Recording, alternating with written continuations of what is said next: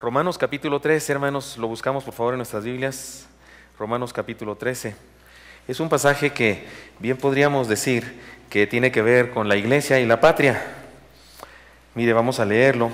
Son justamente 14 versículos. Cuando lo tengan dicen amén, por favor. ¿Lo leemos juntos? Dice así, Romanos 13.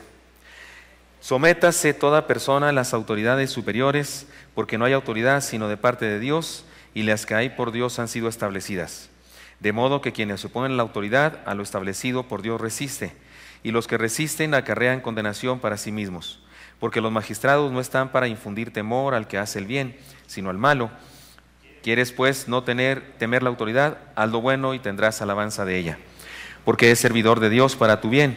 Pero si haces lo malo, teme, porque no en vano lleva la espada, pues es servidor de Dios, vengador para castigar al que hace lo malo. Por lo cual es necesario estarle sujetos, no solamente por razón del castigo, sino también por causa de la conciencia. Pues por esto pagáis también los tributos, porque son servidores de Dios que atienden continuamente a esto mismo. Pagad a todos lo que debáis, al que tributo, tributo, al que impuesto, impuesto, al que respeto, respeto, al que honra, honra. No debáis a nadie nada, sino amaros unos a otros, porque el que ama al prójimo ha cumplido la ley. Porque no adulterarás, no matarás, no hurtarás, no dirás falso testimonio, no codiciarás, y cualquier otro mandamiento en esta sentencia se resume: amarás a tu prójimo como a ti mismo. El amor no hace mal al prójimo, así que el cumplimiento de la ley es el amor. Y esto conociendo el tiempo, que es ya hora de levantarnos del sueño, porque ahora está más cerca de nosotros nuestra salvación que cuando creímos. La noche está avanzada y se acerca el día. Desechemos pues las obras de las tinieblas y vistámonos las armas de la luz. Andemos como de día, honestamente, no en glotonerías y borracheras, no en lujurias y lascivias, no en contiendas y envidias, sino vestidos del Señor Jesucristo, y no proveáis para los deseos de la carne. Señor Santo, habla nuestras vidas, por favor, bendícenos según estamos todos. Te lo pedimos en Jesús. Amén. ¿Están de acuerdo conmigo que este pasaje dice cosas con respecto a la iglesia y la patria? Y hay una cosa muy interesante que debemos reconocer cuando leemos este pasaje en donde el apóstol Pablo habla de sometimiento y de sometimiento a las autoridades civiles en nuestro país.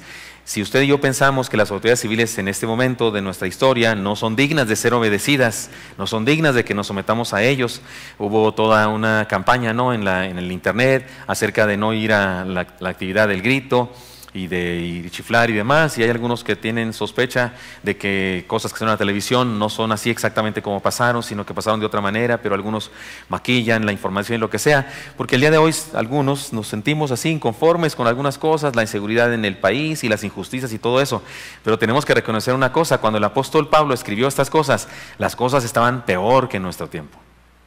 La verdad es que eran mucho peor que en nuestro tiempo. Algunos de los gobernantes de aquella época estaban locos, de verdad locos. Algunos se creían dioses, se creían divinos, se creían descendientes de dioses y hacían cosas nefastas y tenían más poder, digamos, para decidir cosas incluso sobre la vida y la muerte de personas que el día de hoy los gobernantes de nuestra actualidad, usted dice, no, también deciden. Me parece que en aquella época era una forma más descarada y terrible, y sin embargo el apóstol habla de someternos, incluso dice que Dios les puso como autoridad. ¡Sas! Eso da coraje, ¿no?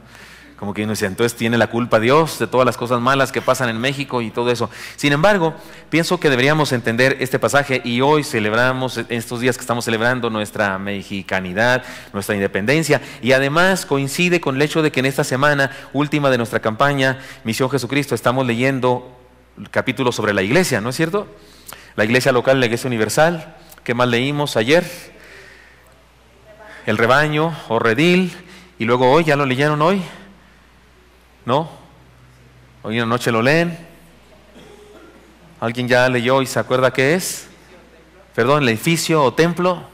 Y luego así seguiremos leyendo cosas que tienen con la iglesia. Me parece que es oportuno que ustedes y yo pensemos en esto: la patria, la iglesia, como iglesia, ¿qué debemos hacer? Yo diría, pues armemos una revolución, ¿no?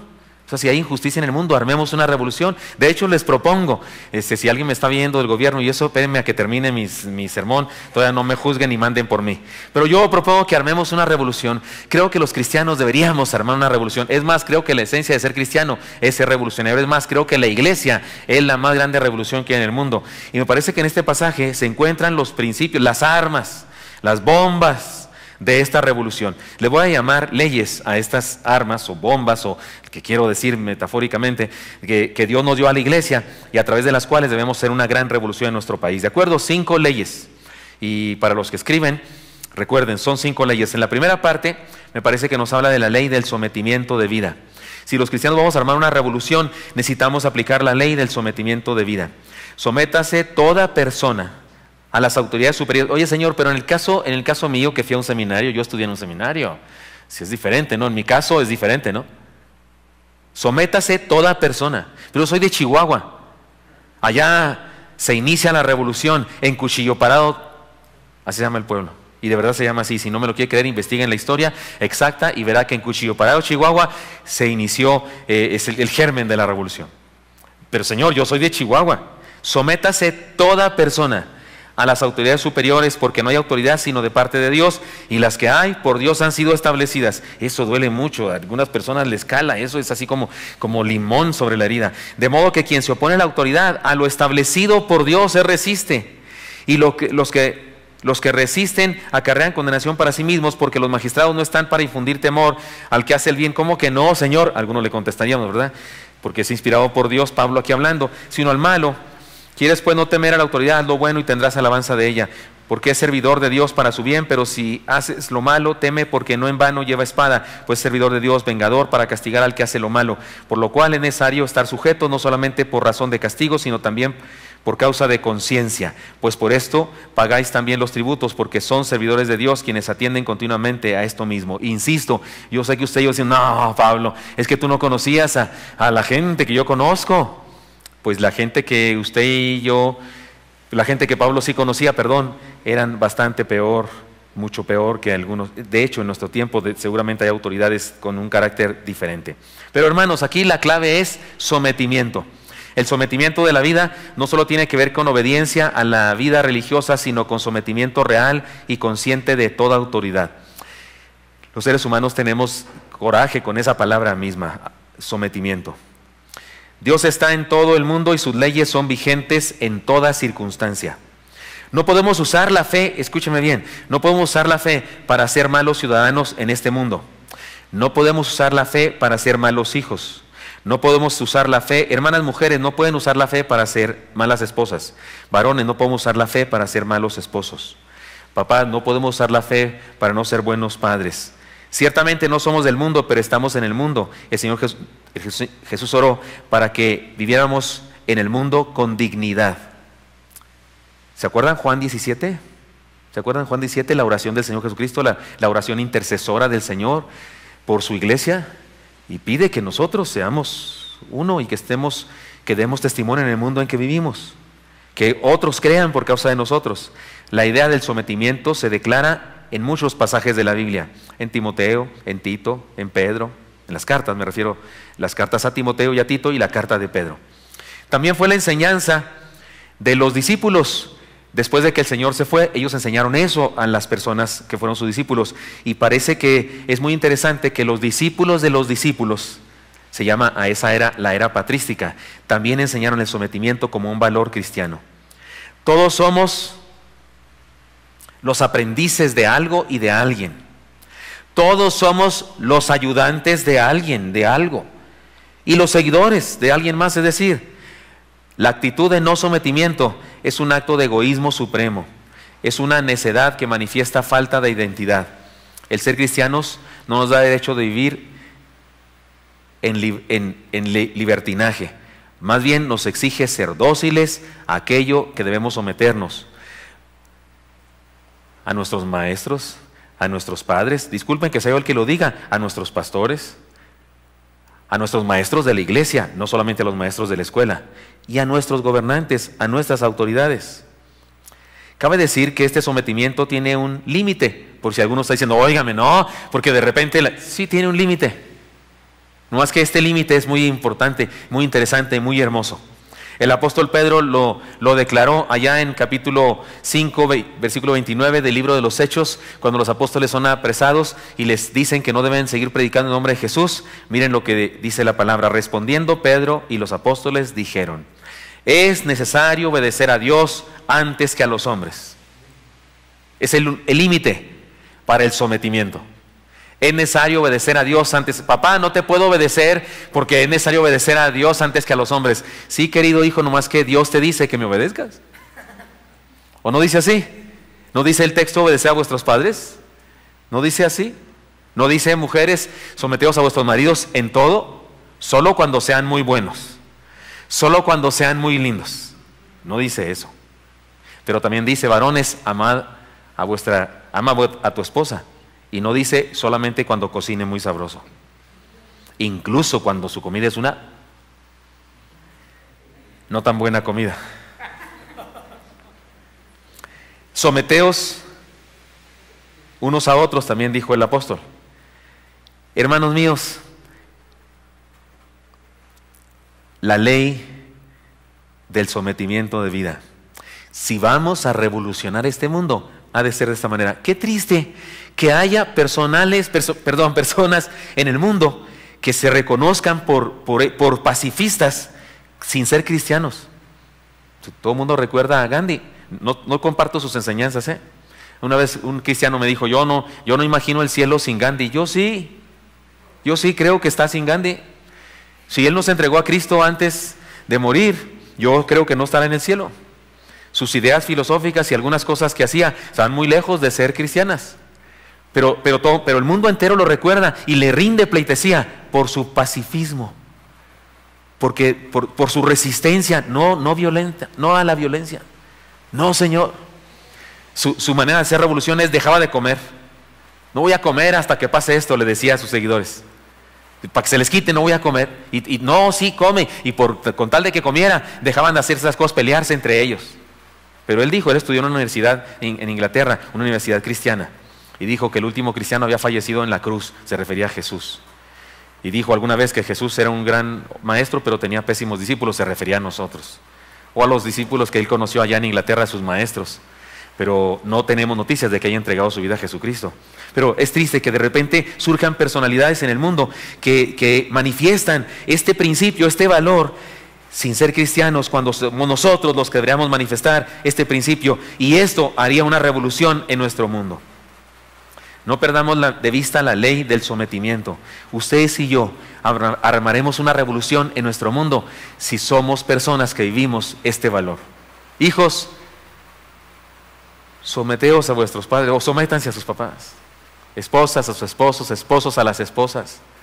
Todos a nuestras autoridades en el trabajo, porque hay gente, es que soy cristiano y por eso me la paso leyendo la Biblia y por eso me la paso predicando el Evangelio. Pero si en el trabajo te contrataron para otra cosa que no es leer la Biblia ni predicar el Evangelio, debes trabajar para lo que te contrataron. Es lo correcto.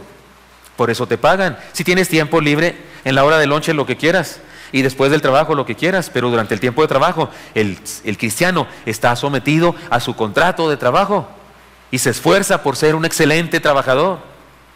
No solo eso, dice el apóstol, me parece que también nos habla de la ley, le voy a llamar así, la ley de la deuda debida. Pagad a todos los que debáis, al que tributo, tributo, al que impuesto, impuesto, al que respeto, respeto, al que honra, honra. Hay una intrínseca responsabilidad con todos los que nos rodean cuando vivimos en sociedad. Hay una especie de deuda que todos tenemos con los que nos rodean, ¿no es cierto? Sin embargo, existe una tendencia a despojarnos de todo tipo de compromiso.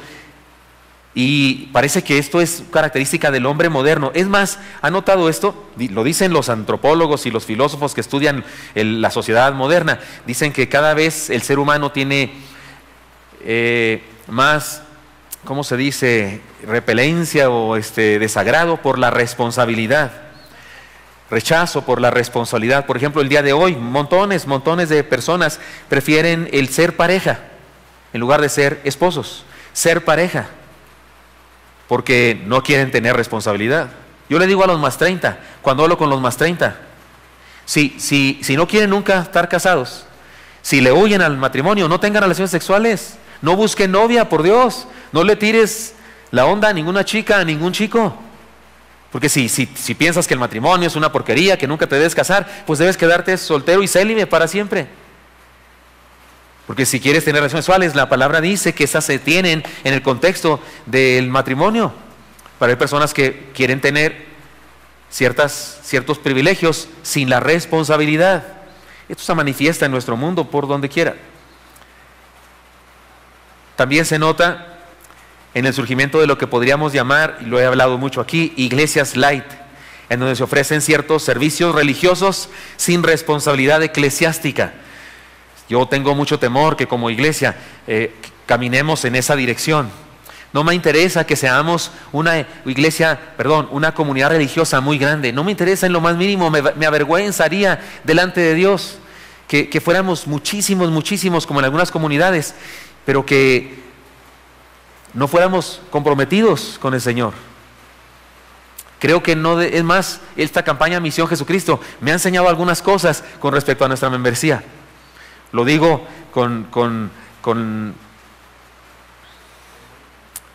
lo digo con todo el corazón. Recientemente en nuestra última reunión de siervos, que fue el jueves pasado, compartí esto con los siervos. Ciertas preocupaciones que tengo. Incluso les propuse que debemos iniciar una renovación en nuestro sistema educativo, en nuestra iglesia. ¿No es cierto, hermanos siervos que están aquí? Les he propuesto les he dicho que debemos hacer una renovación muy drástica a nuestro sistema de educación cristiana en nuestra iglesia. Creo que esos cambios que vamos a implementar, si Dios nos sigue hablando, diciendo y nos va dando direcciones, creo incluso que van a provocar que algunos se nos vayan. Pero no me cortaré las venas por eso. Porque creo que debemos ser una iglesia comprometida. No solamente un montón de gente cómoda porque se hacen cosas para que todos los que asisten estén muy contentos. De cualquier tipo, porque hay de todos los tipos. No se me ofenda a ningunos, ni los de izquierda, ni los de derecha, ni los de arriba, ni los de abajo. Porque hay congregaciones así de todos los tipos. Las muy, ¿cómo se dice? Muy jacarandosas y las muy congeladas, de todas.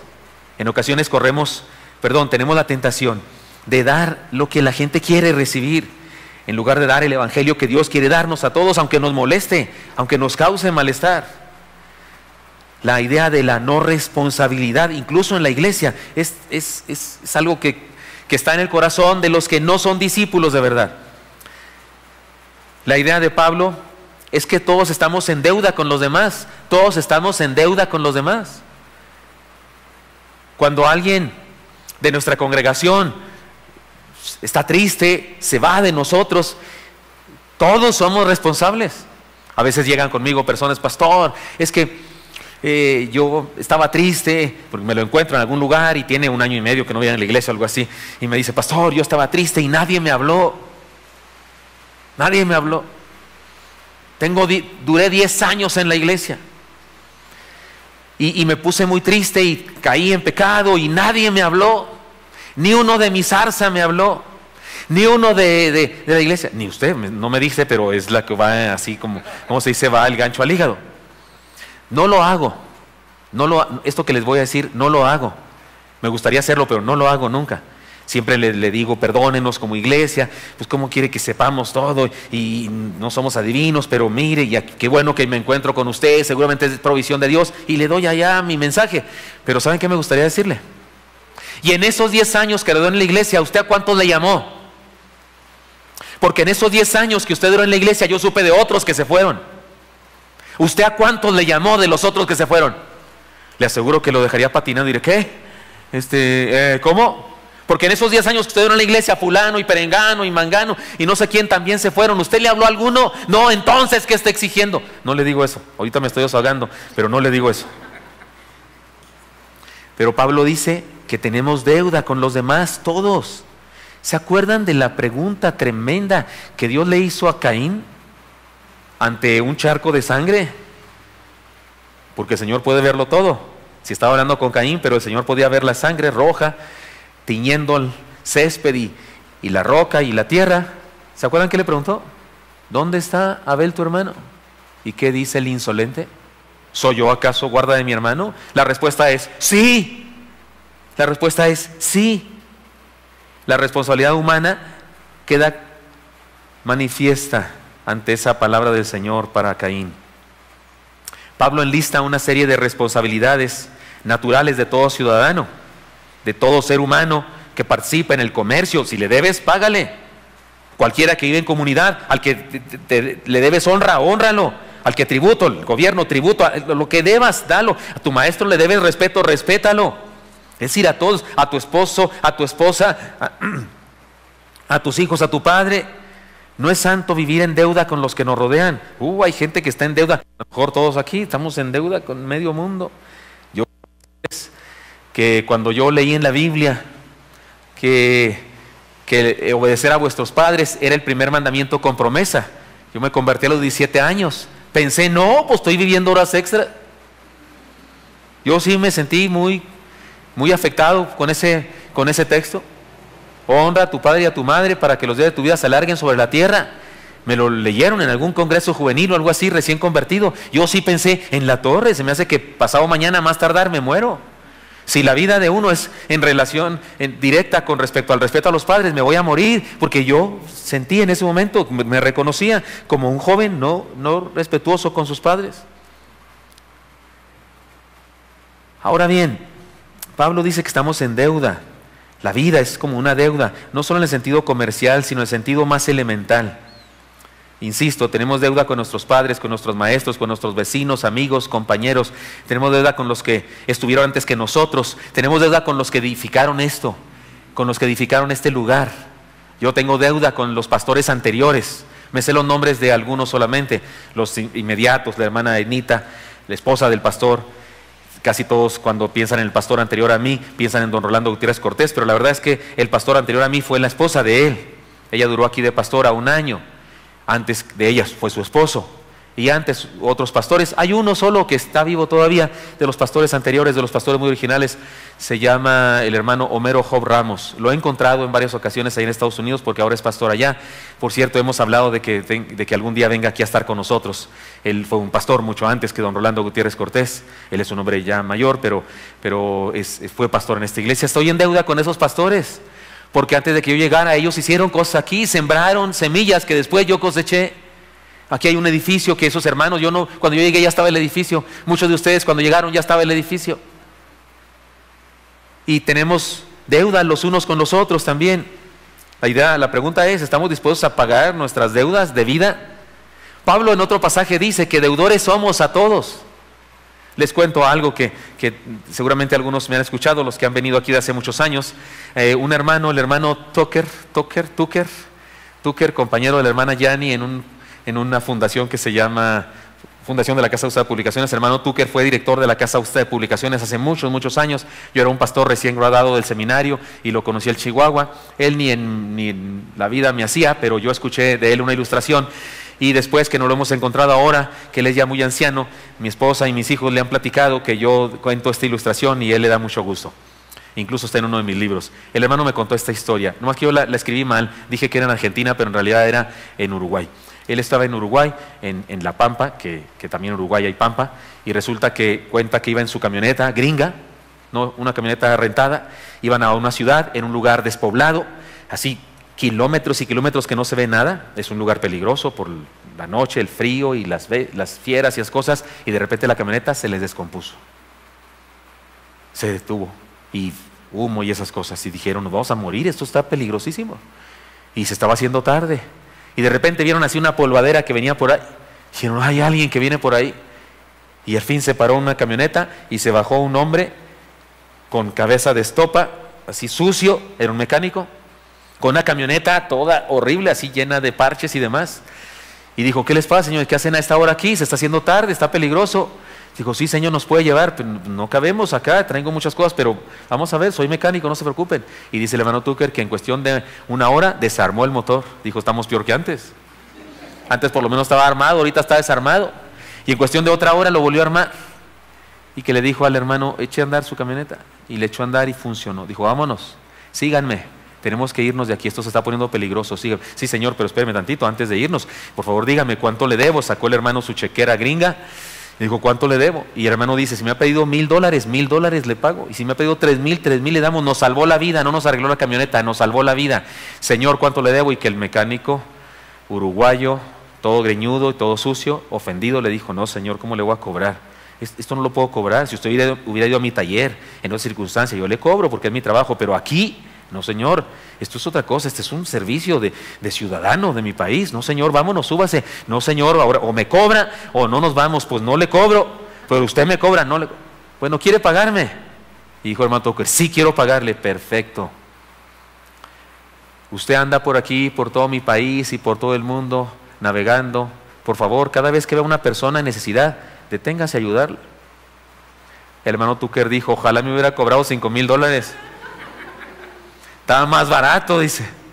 Nos contó eso el hermano. Dice, ahora cada vez que voy por la carretera, bien feliz de la vida, y de repente está una persona ahí con su señal y me acuerdo del chaparrito greñudo de Uruguay y me tengo que bajar y ayudarlo, llevarlo. Dice, ya los $5,000 los he pagado como 20 veces. Creo que a eso se refería Pablo cuando dijo deudores somos, y creo que se refiere Pablo cuando dice aquí, pagad a todos lo que debéis, al que tributo, tributo, al que impuesto, impuesto, al que respeto, respeto, al que honra, honra. Y me parece que son frases que en resumen dice, paga tus deudas de relaciones interpersonales. Estamos dispuestos a pagar las deudas de nuestra vida. Llevamos 2 leyes, ¿cuáles son? ¿Me las pueden decir? ¿La ley de qué? Del sometimiento, y la ley de la deuda de vida. Tercera, la ley del amor. No debáis a nadie nada, dice Pablo todavía más, sino el amaros unos a otros. Porque el que ama al prójimo ha cumplido la ley. Porque no adulterarás, no matarás, no hurtarás, no harás falso testimonio, no codiciarás, y cualquier otro mandamiento en esta sentencia se resume. Amarás a tu prójimo como a ti mismo. El amor no hace mal al prójimo, así que el cumplimiento de la ley es el amor. Ahora Pablo nos dice que la deuda de vida incluye amor. Es más, me parece que lo que está diciendo es que eso de pagar deudas tiene que ver más que con responsabilidad, con amor. La mejor manera de pagar nuestras deudas en el sentido de compromiso social es amando a los demás. Quien ama no es capaz de hacer nada malo a sus semejantes. Quien ama se comporta correctamente. Quien ama cumple perfectamente la ley de Dios. Ya les he contado que cuando estudié en el seminario, en mi primer año, que yo ya me quería regresar a Chihuahua, yo en mi primer año de seminario pensé que había aprendido tanto que no necesitaba estudiar mis otros 3 años y me quería regresar. ¿Cuál a mi primer año, en mis primeros 3 meses? Y en donde más aprendí especialmente fue una clase paja para muchos en el seminario, una clase chiquita, una clase con pocos créditos que se llamaba el Ministerio de Todo Creyente, que la impartía un hermano que no era teólogo, ni siquiera se había graduado de licenciatura en el seminario, tenía apenas un diplomado, pero el hermano era el pastor de la iglesia más grande en ese momento de nuestra Convención Nacional de México, el hermano Manuel Martínez Garibay, Azcapotzalco, Iglesia Bautista Betel, y el hermano nos dio una clase muy linda, de muy poquitas clases, pero me pareció a mí fantástica, aprendí muchísimo. Y aprendí más que nunca en la clase final, que era el examen final. Él llegó a la clase, estábamos todos sentados, éramos la generación más grande del seminario hasta ese momento, 20 y tantos, eso no es mucho en una escuela, pero en el seminario sí, eran muchos. Estábamos todos sentados, nos dijo, saquen una hoja en blanco, pongan su nombre, su fecha. Dijimos, que ni siquiera hizo un examen bonito con preguntas, sino que nos va a dictar las preguntas, que poco profesional, ¿no? Pensamos tal vez algunos. Pero luego dijo, ¿ya pusieron nombre y fecha? Sí, ahora escriban la calificación que ustedes creen que merecen, por favor. Si usted cree que merece un 10, ponga un 10. Si cree que merece un 5, ponga un 5. Yo puse 10. 100 para evitar aquello de que en 100, ¿verdad? De 10 entre 100. No, 100 puse. Hubo quienes muy modositos pusieron 8. Hubo un 7. ¿Saben cuánto nos puso? Lo que pusimos en nuestra hoja. Yo sentía que había aprendido muchísimo, no fue trampa. Yo sentía que había aprendido muchísimo, por eso me puse 100. Fue extraordinario la lección que nos dio, me parece. Después de eso, dijo, tengo unas cuantas semanas con ustedes, les he enseñado 2, 3 cosas. A lo mejor ni me entendieron. A lo mejor soy un pésimo maestro. A lo mejor ustedes estaban durmiéndose porque esta clase la consideran paja, les gusta más la teología, les gusta más la exégesis, les gusta más la hermenéutica, les gusta más griego y otras materias, algunas ni les habíamos llevado todavía. Dijo, pero esta clase, el Ministerio de Todo Creyente, a muchas personas lo consideran paja, y algunos no vienen aquí para cursar, para poder sacar su título, pero quiero decirles que todavía puedo enseñarles algo muy valioso para cuando sean pastores. Y luego el cuarto donde yo estaba, es el cuarto más grandote, y estaba un pizarrón gigantesco. Agarró su gis de esos chafas de antes, ¿se acuerdan? Cuando ni siquiera estaban forrados ya después se hicieron unos gises más finos, comprimidos. Lo agarró así del lado y dijo, lo único que necesitan para tener éxito en la vida pastoral, que yo les quiero enseñar, es esto, dijo. Y entonces escribió así unas letras muy grandes. ¿Vieron lo que escribí? Escribió amor y nos dijo: amen a sus ovejas, aunque ellas no los amen a ustedes. Eso lo recuerdo cada rato. Amen a su gente, hagan todo por ellas, pártanse la vida por ellas, amen. Pueden ser bien maletas en algunas áreas de la vida ministerial, pero si aman, Dios los va a bendecir. Esa fue una gran enseñanza que recibí en el seminario. Perdónenme si no se me nota, pero me esfuerzo por cumplir esa enseñanza. Si no se me nota, discúlpenme. Me parece que Pablo culmina las dos leyes anteriores, la ley del sometimiento y la ley de la deuda de vida, con esta ley, la ley del amor. Aquel teólogo de la antigüedad dijo: ama y haz lo que quieras, porque el que ama lo que quiere hacer está bien. Hace mal el que no ama, pero el que ama lo que quiera, haz lo que quieras si amas, porque si amas no matas, no robas, no envidias, no levantas falso testimonio, porque amas. Entonces el amor resume todo. No es la única vez que la Biblia dice esto, también lo dice en Gálatas, ¿no? ¿No dice? El fruto del Espíritu es amor, gozo, paz, paciencia, benignidad, bondad, fe, mansedumbre, templanza. ¿Y qué dice? Contra tales cosas no hay ley. Este es el todo. También lo dijo el Señor Jesucristo en la regla de oro: así que todas las cosas que queréis que los hombres hagan con vosotros, así también haced vosotros con ellos, porque esto es que la ley y los profetas. Hacer por otro lo que quiero que hagan por mí es amor. No es la primera vez, no es la única vez que se resume en la ley del amor la vivencia del cristiano. Así es que si ustedes y yo vamos a armar una revolución, si ustedes y yo como iglesia vamos a tener un ministerio que bendiga nuestra patria, ha de ser porque aplicamos en nuestra vida la ley de la sumisión, la ley de la deuda de vida, la ley del amor. Una cuarta ley, la ley de la urgencia. Lean conmigo el versículo 11, por favor, si lo tienen ahí en su Biblia abierto. ¿Cómo dice? Y esto, conociendo el tiempo, que es ya hora de levantarnos del sueño, porque ahora está más cerca de nosotros nuestra salvación que cuando creímos. En muchas partes de la Biblia se nos habla de la urgencia de hacer las cosas a su tiempo. Redimiendo el tiempo, dice Pablo en Colosenses 4:5. Aprovechando el tiempo, dice Pablo en Efesios 5:16. Muchas veces los seres humanos perdemos de vista la brevedad de la existencia, y cuando menos pensamos ya se nos pasó el tiempo para hacer aquello que deseábamos. Pablo nos presenta el argumento del tiempo para desafiarnos a una vida mejor. Una razón más para vivir el cristianismo es el intransigente transcurrir del tiempo que se nos va inexorablemente. ¿Se acuerdan, hermanos míos? Bueno, los de mi edad tal vez, ¿se acuerdan de la primaria, los libros de texto gratuitos, aquellos que tenían una mujer envuelta en una bandera? ¿Se acuerdan de cuántos son de esa época, hermanos? Luego se les nota el acta, ¿verdad? El acta de nacimiento. Había un libro de lecturas, preciosos, precioso. Si alguien tiene de esos libros y ya no quiere tenerlos, me lo regala, se los acepto. He querido conseguir esos, de veras, de toda la primaria me gustaría tenerlos. Había un libro de lecturas donde venían historias muy hermosas, y había uno que se llamaba La joya más valiosa. ¿Recuerdan esa historia? De un hombre que buscaba joyas y se subía se parecía a aquello de la vuelta al mundo en 80 días y esas cosas, y se subía a un globo y esas cosas, y descubrió que lo más valioso, la joya más valiosa, es el tiempo. Es un día. Es la joya más valiosa. Me gusta la idea. Yo he dicho aquí en nuestra iglesia que el tiempo es el único don desechable. Analícelo usted. El hermano Eli tiene un don de la música. Mi hermano Daniel tiene un don de la voz, ¿no? Qué preciosa voz tiene. Otras chicas aquí también tienen esos dones, pero como ellos ahorita lo hicieron, pues ¿para qué? Pero lo pueden volver a usar mañana. ¿Están de acuerdo conmigo? Pero el día de hoy lo puede volver a usar usted mañana. ¿No? Se acabó, hoy a las 12 de la noche se acaba. Dice, no, mañana es otro día.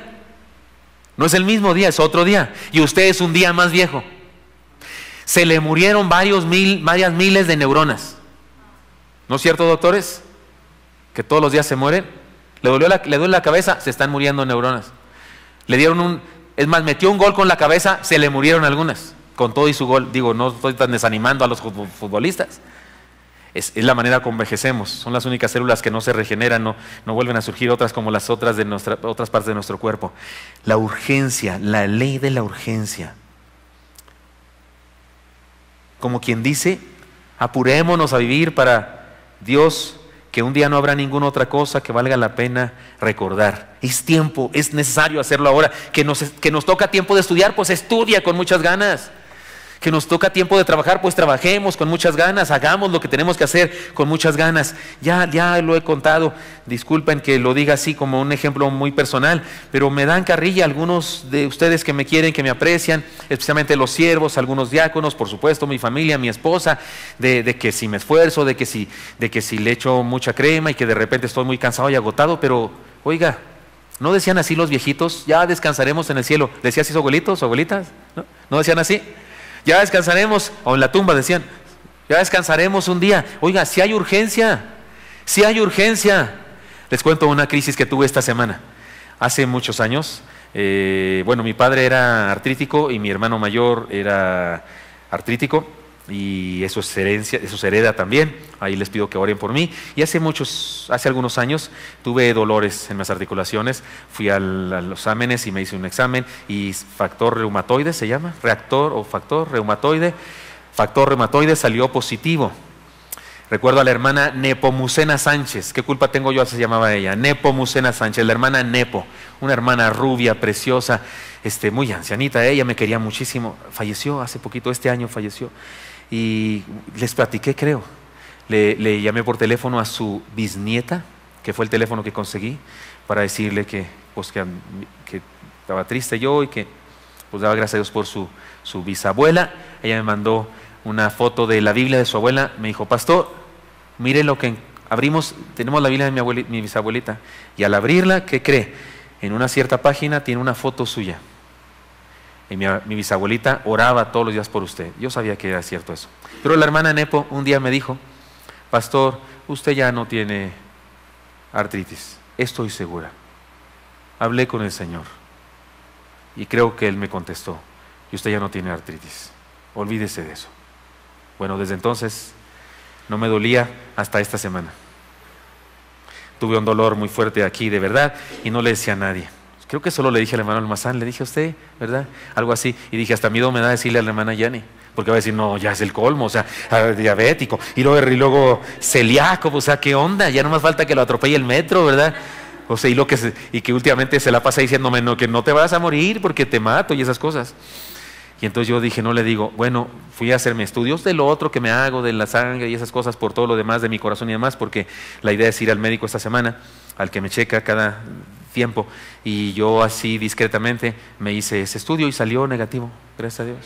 Y ya no me duele, es que seguramente dormí chueco o alguna cosa así, y me dolía, pero con ese pensamiento. Pero, oiga, independientemente de eso, es indistinto. Si estoy enfermo de esto o aquello, es indistinto. Cuando Él quiera, vamos para arriba, ¿sí o no? Lo bueno es que vamos para arriba.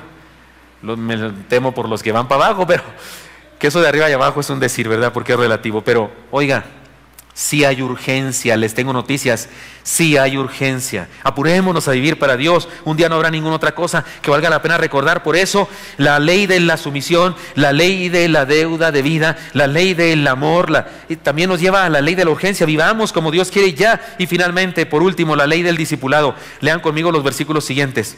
La noche está avanzada y se acerca el día. Desechemos pues las obras de las tinieblas y vistamos las armas de la luz. Andemos como de día, honestamente, no en glotonerías y borracheras, no en lujurias y lascivias, no en contiendas y envidias, sino vestidos del Señor Jesucristo, y no proveáis para los deseos de la carne. Hasta ahí, ¿verdad? Oiga, la ley del discipulado. Los primeros versículos tienen todavía que ver con la urgencia, ¿no? La noche está avanzada, se acerca el día, tienen que ver todavía con eso, pero luego ¡zas! Nos planta enfrente el desafío a desechar las tinieblas y vestirnos de las armas de la luz.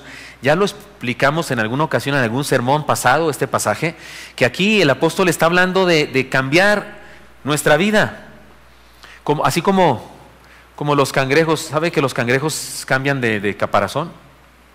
no caparazón como una piel dura. Es decir, los cangrejos, esos que compran los niños, los ermitaños, por ejemplo, los cangrejos ermitaños que se meten dentro de un caracol, ese cangrejo crece, pero su piel dura no crece. Cuando ya no le queda, así como el suéter, tiene que salir de ella y la deja como un cangrejo. Uno llega, si compra usted uno de esos donde venden animales, de repente va a ver uno y dice, está muerto, no, está por acá, de hecho está escondido porque se tuvo que quitar eso, y en este momento, en esos horas que dura recién quitado el chaleco ese, el suéter ese, la armadura esa, su piel está blanda y es muy vulnerable. Pasa un tiempo, se endurece y otra vez lo de adentro empieza a crecer hasta que ya no le queda y tiene que volver a mudar de eso. Algo así dice el apóstol Pablo aquí, que cambiemos, que desechemos, que nos desvistamos, que nos quitemos de la vida y que andemos honestamente. Ayúdenme, ¿cómo podríamos traducir a nuestro tiempo no en glotonerías, borracheras, lujurias, lascivias, contiendas, envidias? Díganme palabras que simbolicen eso el día de hoy. ¿Cómo podríamos traducirlo claramente? Porque debo decirles que Pablo, al usar estas palabras, está refiriéndose a actividades muy precisas de su tiempo. Se está refiriendo a cosas que en su época se hacían muy precisas y específicas. ¿Cómo se traduciría a nuestro tiempo, hermanos? Que no andemos en que igual, pero no usamos esas palabras casi en nuestro tiempo. ¿Cómo diríamos? Antros, reventones, perdón, borracheras, perdón, libertinaje, vida disipada, drogas, fornicación, excesos. Bueno, pues adjudiquémonos eso todos nosotros. ¿Recordamos la parábola de la fiesta de bodas? Le dijo el Señor a los criados, vayan y tráiganse al que encuentren. Vayan a los caminos y tráiganse a todo el mundo, cojos y mancos. ¿Se acuerdan de eso? Y luego que ya están en la fiesta, encuentran a uno que no estaba vestido adecuadamente. ¿Y qué hicieron con él? Va para afuera. Va para Juárez, dicen en mi rancho. Y uno dice, bueno, porque si el Señor dijo que trajeran a todos.